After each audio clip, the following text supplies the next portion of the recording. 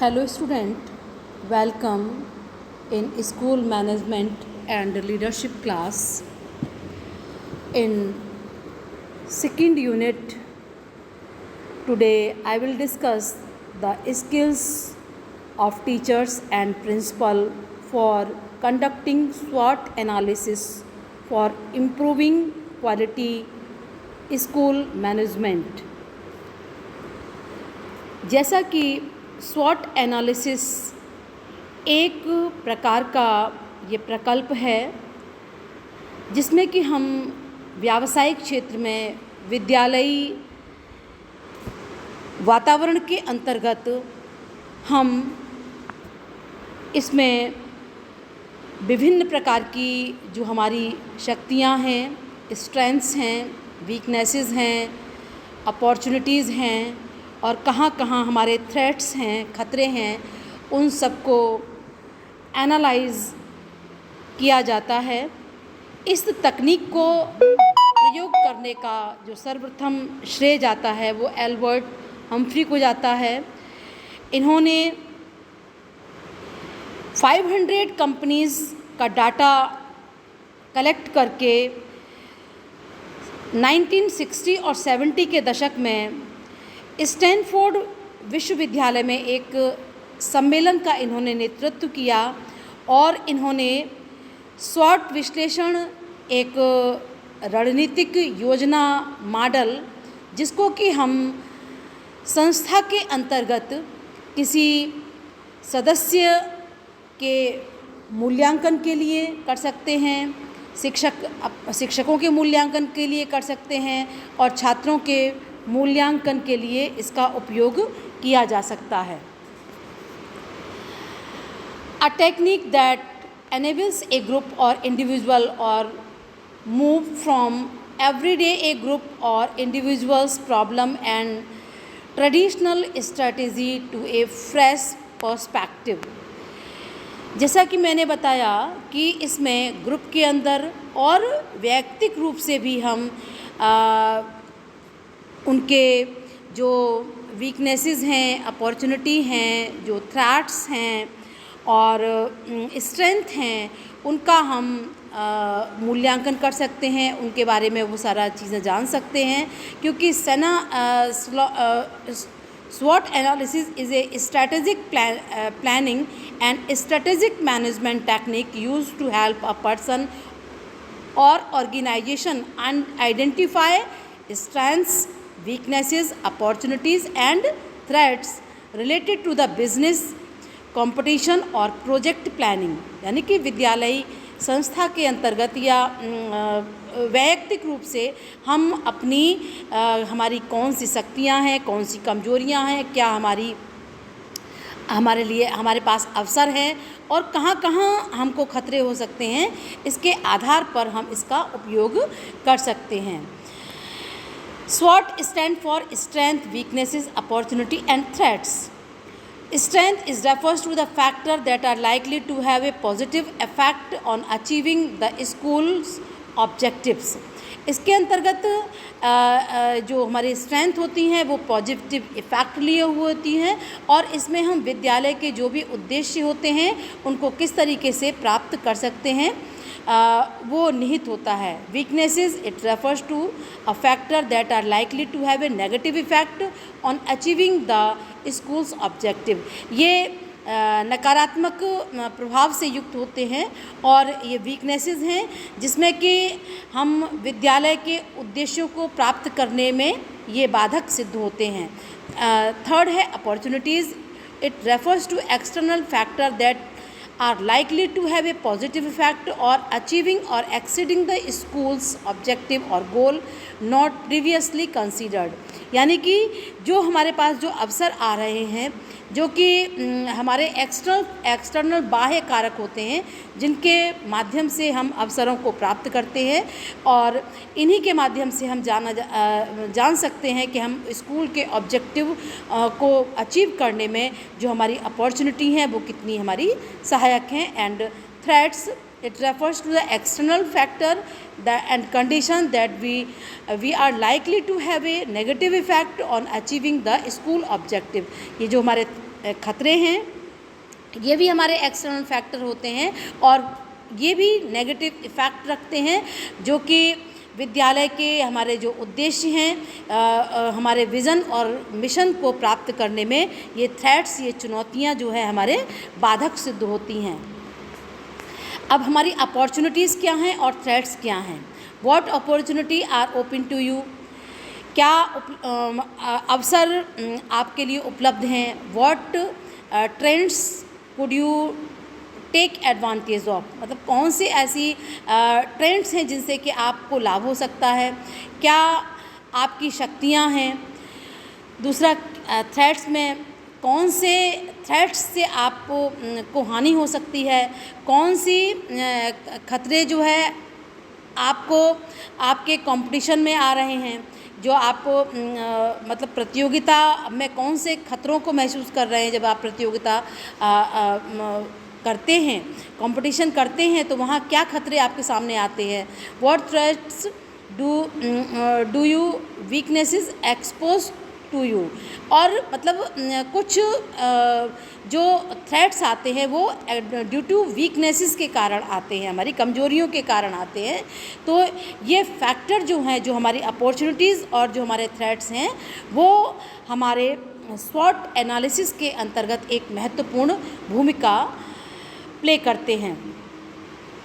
SWOT analysis is a structured approach that enable individual to critically evaluate an entity, project or situation by assessing its internal strength and weaknesses and external opportunity and threats। यानी कि इसके अंतर्गत इसमें एक structural approach है ये, इसमें कि हम व्यक्ति का, किसी संस्था का, किसी प्रोजेक्ट को हम इनके माध्यम से असेस कर सकते हैं, जान सकते हैं।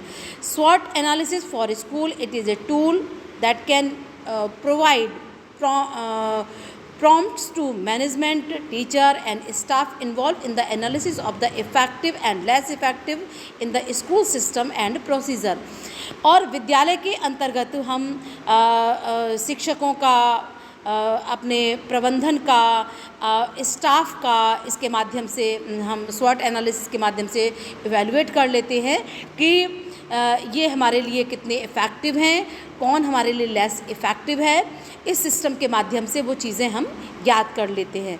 In fact SWOT can be used for any planning or analysis activity which could impact future finance, planning, management, decision of the school establishment. ये जो SWOT एनालिसिस है, इसके ये जो है हमारी प्लानिंग पर, और जब हम कोई चीज़ एनालाइज कर रहे हैं उस पर, हमारी फ्यूचर प्लानिंग पर, फाइनेंस पर, मैनेजमेंट पर, ये सभी को जो SWOT एनालिसिस है वो प्रभावित करता है। और इसके माध्यम से जो है हम सही चीज़ों को ज्ञात कर सकते हैं कि हमारे कौन से अवसर हैं, कौन से वीकनेसेस हैं, कौन सी हमारी शक्ति है और कहाँ से हमको खतरा हो सकता है। Analysis internal and external environment. Situational analysis के आधार पर हम इसको दो भागों में बांट सकते हैं। एक तो है इंटरनल एनालिसिस और दूसरा है एक्सटर्नल एनालिसिस। बाह्य कारक और आंतरिक कारक। आंतरिक कारकों में हमारी वीकनेस और स्ट्रेंथ कि कौन सी हमारी शक्तियां हैं और कौन सी हमारी कमजोरियां हैं, ये हर व्यक्ति को पता होती हैं कि कौन सी हमारी शक्ति है, कौन सी हमारी कमजोरियां हैं। एक्सटर्नल एनालिसिस क्या होता है? Opportunity and threats. मतलब ये बाह्य कारक हैं कि हमें अवसर कहाँ से मिल सकते हैं और कहाँ से हमारे पास खतरे आ सकते हैं। तो ये दोनों ही बाह्य कारक हैं जो कि SWOT एनालिसिस को प्रभावित करते हैं। Purpose of SWOT analysis. The SWOT analysis provide information that is helpful in matching the firm resources and capacities to the competitive environment in which it operates. इसके माध्यम से हम जो है अपने संस्था के अंतर्गत जो चीज़ें हमारे रिसोर्सेज हैं, जो हमारी कैपेसिटीज़ हैं, उनको हम ज्ञात कर सकते हैं। क्योंकि इस प्रतियोगिता के दौर में या प्रतियोगिता के एनवायरनमेंट में हमें जो स्वॉट एनालिसिस है, इसके माध्यम से हम अगर ये चीज़ें हम जान लेते हैं कि मेरे पास क्या रिसोर्सेज हैं और क्या कैपेसिटीज़ हैं, तो हम एनालाइज करके आगे इस फील्ड में फिर बढ़ते हैं। It is a use in very important and useful tool to use a marketing management strategy formulation and selection। जब हम कोई नया विद्यालय स्थापित करते हैं तो जो हमें मार्केटिंग के माध्यम से, मार्केटिंग मैनेजमेंट के माध्यम से हमें अपने विद्यालय को मार्केट में मतलब उनको बताना होता है कि हमारा विद्यालय खुला हुआ है, तो उसकी कुछ हमें क्वालिटीज़ हमारी क्या हैं, कुछ हमारी जो हमारी स्ट्रेंथ क्या हैं, हमारे पास कौन कौन से अपॉर्चुनिटीज़ हैं, ये सारी चीज़ें हम उस ओपनिंग टाइम में मतलब उसमें डिस्कस करते हैं। It help decision makers share and compare idea. ये जो स्वॉट एनालिसिस है, ये जो है डिसीज़न मेकिंग में भी बहुत प्रभावशाली होता है। और जब हम दो थॉट्स को कंपेयर करते हैं, दो पर्सन को कंपेयर करते हैं, तो कंपेयर आइडिया में भी स्वॉट एनालिसिस बहुत इफ़ेक्टिव होता है। To bring a clearer common purpose and understanding of fact of success. हम जो हमारे सामने जो हमारी सक्सेस है, जो हमारे कुछ कॉमन फैक्टर हैं, उनके बारे में स्वॉट एनालिसिस के माध्यम से जो है एक क्लियर पिक्चर हमारे सामने आ जाती है कि कौन सा फैक्टर हमारे लिए यूज़फुल है, कौन सा व्यक्ति हमारे लिए यूज़फुल है और कौन सी चीज़ें हमारे लिए यूज़फुल नहीं हैं। To analyse issue that have led to failure in the past. और हम उन इश्यूज़ को भी इसमें एनालाइज करते हैं जिससे कि हम पास्ट में जिनसे कि हमको असफलता मिली है, तो उन असफलताओं को छोड़ करके हम सफलताओं को किस तरीके से प्राप्त कर सकते हैं, और ये स्वॉट एनालिसिस के माध्यम से हम अच्छे तरीके से कर सकते हैं। Step two write a student स्वॉट एनालिसिस। जब कभी हम एक छात्र का स्वॉट एनालिसिस करते हैं, तो फर्स्ट स्टेप ऑफ द स्वॉट analysis is to evaluate one's strength. इसमें क्या करते हैं, चाहे वो हम स्टूडेंट का करें, चाहे टीचर का करें या प्रिंसिपल का करें, किसी का भी स्वॉट एनालिसिस कर रहे हैं, तो उसमें सबसे पहले हम देखते हैं कि उस व्यक्ति की मुख्य ताकत क्या है। मतलब वो बौद्धिक रूप से बहुत इंटेलिजेंट है या फिज़िकली बहुत फिट है, तो हम उस बच्चे का हम कहाँ मतलब शैक्षिक क्षेत्र में उसका उपयोग कर सकते हैं या खेल के मैदान में उसका उपयोग कर सकते हैं। स्टेप 2 पे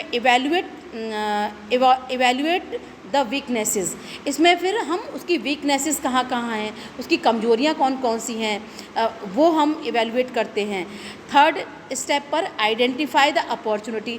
अगर मान लीजिए वो बच्चा बहुत मतलब ऐसे स्टेटस से है जो कि बहुत गरीब परिवार है, तो हम क्या कर सकते हैं कि उस गरीब परिवार के बच्चे को हम कौन सी अपॉर्चुनिटीज़ दे सकते हैं, और वो बच्चा इंटेलेक्चुअली बहुत इंटेलिजेंट है, तो हम क्या करेंगे, उसको अपॉर्चुनिटीज़ उसको क्या दे सकते हैं और क्या दे करके हम उसको शिक्षा के क्षेत्र में आगे बढ़ा सकते हैं।